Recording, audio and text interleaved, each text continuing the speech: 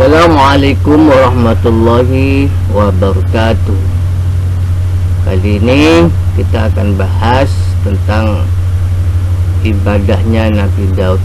Jadi kemarin kita sudah belajar bagaimana Nabi Daud ketika melawan Raja Jalut yang kejam dan berhasil membunuhnya.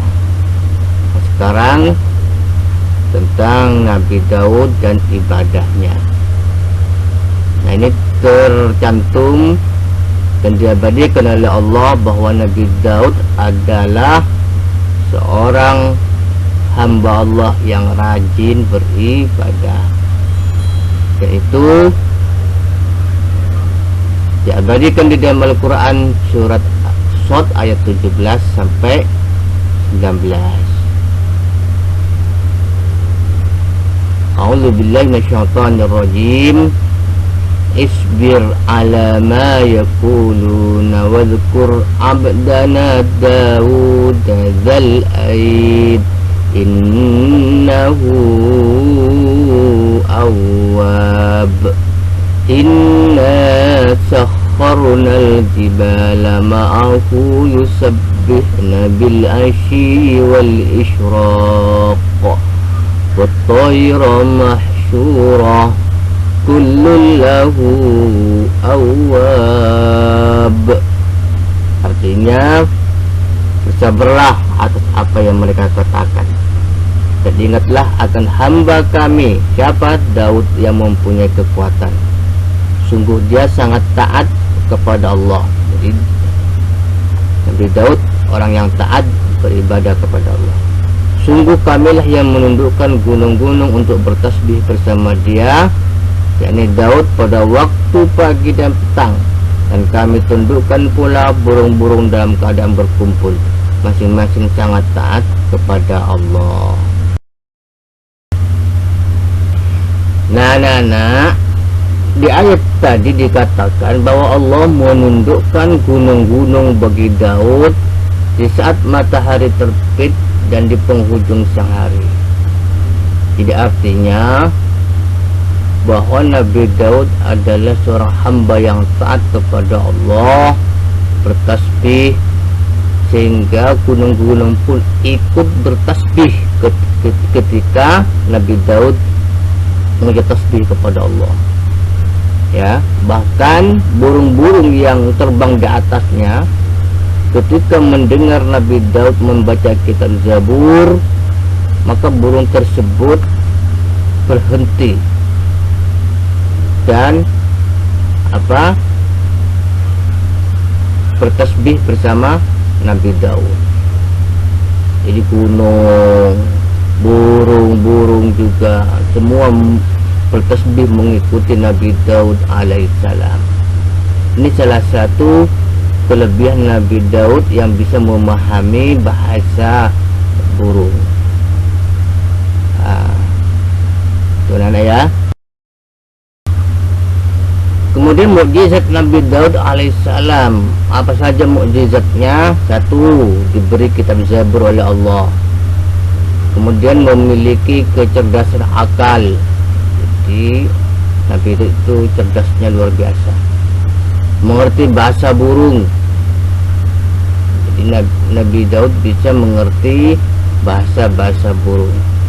Lalu melelehkan besi dengan tangan kosong. Jadi anak-anak, Nabi Daud itu bisa melelehkan besi dengan tangannya.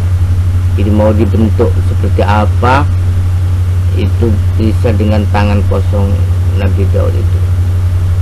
Jadi bisa lembut besi itu di tangannya. Lalu memiliki suara yang amat merdu.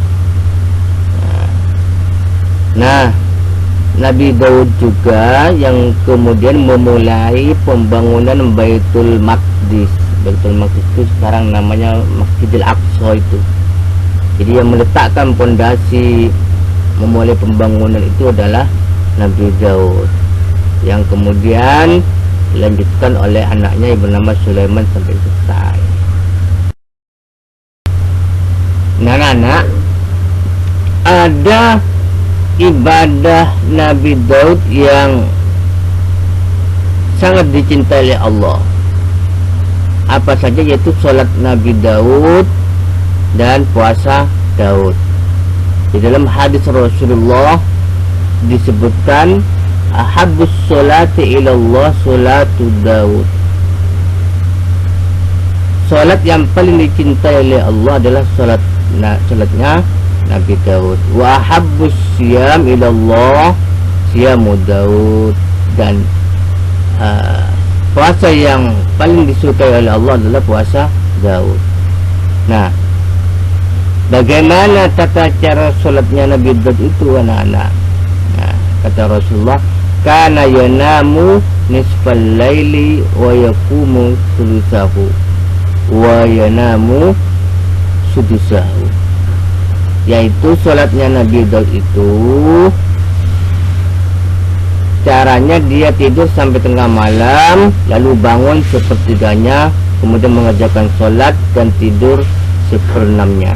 Berarti ini sama dengan yang kita pahami sekarang itu, berarti sholat tahajud itu anak-anak.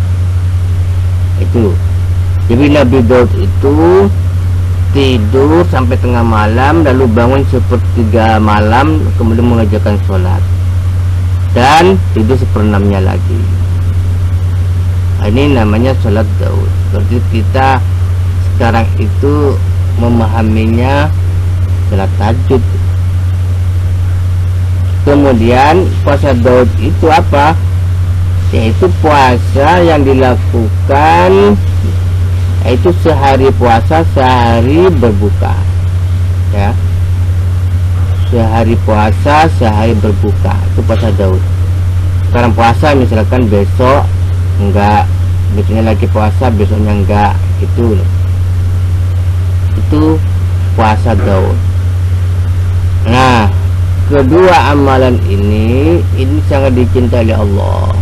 Jadi kalian kalau bisa, mampu, silakan melaksanakan ibadah Nabi Daud ini.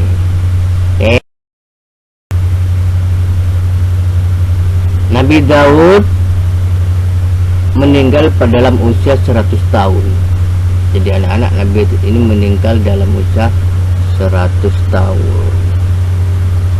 Ini sekilas tentang Nabi Daud alaihissalam, ya.